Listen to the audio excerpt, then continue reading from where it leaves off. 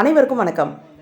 எங்களுடைய அன்பு மகளிர் குழுவின் 6வது ஆண்டு மகளிர் தின விழாவில் நடந்த பட்டிமன்ற நிகழ்ச்சி எங்களோட முதல் முயற்சியாக பட்டிமன்றம். இதுக்கு முன்னாடி ஒரு வில்லுப்பாட்டு, இப்படி புதுசாக ஏதாவது பண்ணணும் அப்படின்னு சொல்லி யோசித்து போட்டது தான் இது. எப்படி இருக்குது அப்படின்றத பார்த்துட்டு சொல்லுங்கள். அரசு பள்ளியில் படிக்கிறப்போ அந்த காலேஜுக்கு போனால் அப்படின்னு நிறைய ஸ்கீம்லாம் வருது. என்ன வந்திருந்தாலும் பெண்கள் முன்னேறி இருக்கிறார்களா இல்லையா என்கிற கேள்விக்கு இந்த சமூகம் விடை காண வேண்டிய ஒரு பெரிய பிரச்சனைய சின்ன அரங்கத்துல இந்த மகளிர் தின விழாவில் பெண்கள் பேசுகிறார்கள். இவங்கெல்லாம் நல்லா பேசுவாங்களா, பட்டிமன்றத்தில் பேசுவாங்களா, எப்படி பேசுவாங்க தெரியுமா, அப்படி இப்படின்லாம் நினைக்காதீங்க. ஏன்னா 2 பேர் பஸ்ல உட்காந்து பேசுறதும் உலகத்தினுடைய பெரிய விஷயம். உலகத்தினுடைய பெரிய விஷயம். அரசியலுக்கு எனக்கு சம்பந்தமே இல்லைன்னு யாராவது சொன்னா நான் ஒத்துக்கவே மாட்டேன். ஏன்னா ஒவ்வொரு விஷயத்திலும் அரசியல் இருக்கிறது, எல்லா விஷயத்திலும் அரசியல் இருக்கிறது. ஆகவே அரசியல் பேசுகிறவர்கள் யார், தீர்மானிக்கிறவர்கள் யார் என்றால் பெண்கள் தான். நல்ல விஷயங்களை ஒரு குடும்பத்துல தொடர்ந்து கையாளுறவங்க யார் அப்படின்னா பெண்கள் தான். ஆனா பெண்களுக்கு இந்த சமூகம் என்ன செய்திருக்கிறது அப்படின்னு யோசிச்சு பாத்தீங்கன்னா எதுவுமே செய்யல. ஒரு பெண்ணு இருந்தா கூப்பிட்டு கேளுங்க, நீ கட்டிருக்கிற புடவை யார் வாங்கி கொடுத்தது? நானே வாங்கினேன் எந்த பண்ணா சொல்லுவாங்களா? இது எங்க வீட்டுக்காரர் வாங்கி கொடுத்தது, எங்க அண்ணன் கல்யாணத்துக்கு போனல அங்க கொடுத்தது, எங்க அக்கா வீட்டுல புது வீடு கட்டினாங்கல்ல அப்ப கொடுத்தது. இது மாதிரி தான் சொல்லுவாங்க தவிர நானே வாங்கினேன், நானே சம்பாரிச்சு நானே வாங்கினேன் சொல்லுவாங்களா? கிடையாது. ஒரு பெண்ணுக்கு தாலி கட்டி கூட்டின்னு வரும். அந்த தாலி யாரு? யாரோ ஒரு ஆண் அவரு பார்த்து பொண்ணு பார்த்து அவங்க வாங்கி கட்டினது. சரி, பொண்ணுக்கு வீடு, சொந்தமா வீடு இருக்கு. இது என் வீடுன்னு எந்த பெண்ணா சொல்ல முடியுமா? இது எங்க மாமியார் வீடு, அது எங்க அம்மா வீடு. இப்படி 2 வீடு இருக்கும். பெண்களுக்கு தான். ஆணுக்கு இது என் வீடு, அவங்க அப்பா பேர்ல தான் இருக்கும். ஆனாலும் அவன் என்ன சொல்லுவான், இது என் வீடு. அப்போ பெண்ணுக்கு தான் 2 எல்லாமே. ஒரு நகை போட்டிருந்தா கேளுங்க, இது ஏது எங்க அண்ணன் வாங்கி கொடுத்தாரு, இல்ல எங்க வீட்டுக்காரர் வாங்கி கொடுத்தாரு, இப்படிதான் சொல்லுவோமே தவிர நான் வாங்கினேன் எப்போ சொல்ல முடியும் அப்படின்னா ஒண்ணுமே இல்லை. பெண்கள் அவர்களாக அவங்க சுய காலில் நிக்கிற தன்னம்பிக்கையோடு வாழுகிற கட்டம் வருகிற போதுதான் அதை பற்றி பேச முடியும். அதுக்காக பேசுறதுக்காக இந்த பக்கம் 4 பேர் இந்த பக்கம் 4 பேர் வந்திருக்கிறாங்க. நானே ரொம்ப நேரம் பேசினா சரி வராது. அவங்க பேசி முடிக்கட்டும், திருப்பி பேசிக்கொள்வோம். வாய்ப்புக்கு நன்றி. இவங்க எல்லாருக்கும், பேசுறவங்க எல்லாருக்கும் என்னுடைய மனமார்ந்த வாழ்த்துக்கள். கருத்துக்களை ஆழமாக எடுத்து வையுங்கள். தீர்ப்பை நான் சொல்லுகிறேன். வாய்ப்புக்கு நன்றி, வணக்கம்.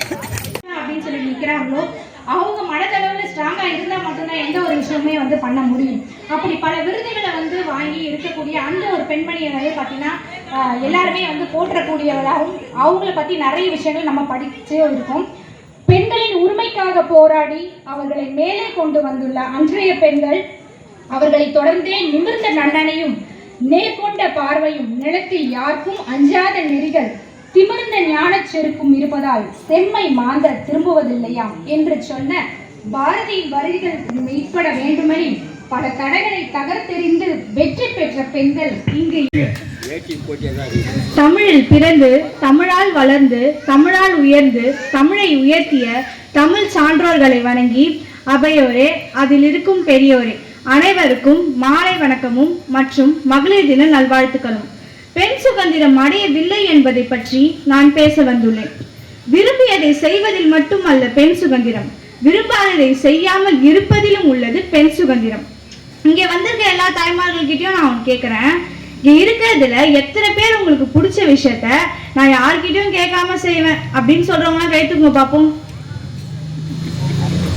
சரி, அப்படியே செஞ்சாலும் யாராவது ஒருத்தர், அவங்களுக்கும் நமக்கும் சம்மந்தமே இருக்காது, நம்மளை பத்தி ஏதாவது ஒன்று சொல்லிட்டா நம்ம அதை பத்தியே நினைச்சிட்டு கவலைப்பட்டு உட்காந்துட்டு இருக்கோம். இது ஒரு மறுக்க முடியாத உண்மை. வெறும் 33% இட ஒதுக்கீடை வைத்து பெண் சுதந்திரம் அடைந்து விட்டது என்று நீங்கள் 4 பேர் பேசுவது கேலி கூத்தாக உள்ளது. பாலியல் வன்கொடுமை பற்றி பேசக்கூடாத வயதுதான் எனக்கு. ஆனால் அதை பற்றி பேசும் அளவிற்கு இந்த சமுதாயம் உள்ளது. ஒரு பெண் இரவில் தனியாக வெளியே சென்று வர முடியுமா என்பது கூட நான் கேட்கவில்லை. பகல் நேரங்களில், அதுவும் பள்ளிக்கூடங்களில் இன்று நடக்கும் அவலங்கள் நாம் செய்தியில் கேட்கின்றோம். இதில் பெண் சுதந்திரம் அடைந்து விட்டது என்று பேச ஒரு கூட்டம். நடுவருக்கு தெரியாதா என்ன பொய் புலமைக்கு ஆகாது என்று? எது பெண் சுதந்திரம்? அவள் கைகளில் விலங்கை அவிழ்த்து சமையலறையில் அவள் கால்களை விலங்கிட செய்வதா? அவளுக்கு பட்டப்படிப்பை கொடுத்து 4 செவற்றுக்குள் அரசால வைப்பதா? மையில்லா பேனாவை கொடுத்து அவள் கனவை வரைய சொல்வதா? சிறகுகள் வீசி அவள் பறக்க அதில் வலுவாய் சமுதாயம் இறங்கி விண்ணில் பறக்கவும் முடியாமல் மண்ணில் விழவும் முடியாமல் தவிர்த்து கொண்டிருப்பதுதான் பெண் சுதந்திரம். இப்படி சொல்லி என் உரையை முடித்துக் கொள்கிறேன். பயந்து பணிந்து மிரண்டது போதும், இனி துணிந்து தெளிந்து மீண்டிட வேண்டும். மழலை மனம் மாறாத உன்னை வன்புலர வருவாயின் மாற வேண்டியது அவனே. மாற்றம் காண்போம் இனிமேல். அடுத்த அடியை எடுத்து வைத்தால் 1000 கதவுகள் திறந்திடும் உனக்கு. அழுகை அதை நீ துடைத்தெறிந்தால் ஆணவ திமிரும் அடங்கும். வழியது மட்டும் பிழைத்திருக்கும். விழி என்று தேங்கி நிற்காமல் வீரம் கொண்டு வா. வீரம் கொண்டு வெளியே வா பெண்ணே. இது வெறும் கவிதையாக மட்டும் அல்லாமல் நம் வாழ்க்கைக்கு ஒரு பாடமாகவும் இருக்கும் என்பதே என்னுடைய கருத்து.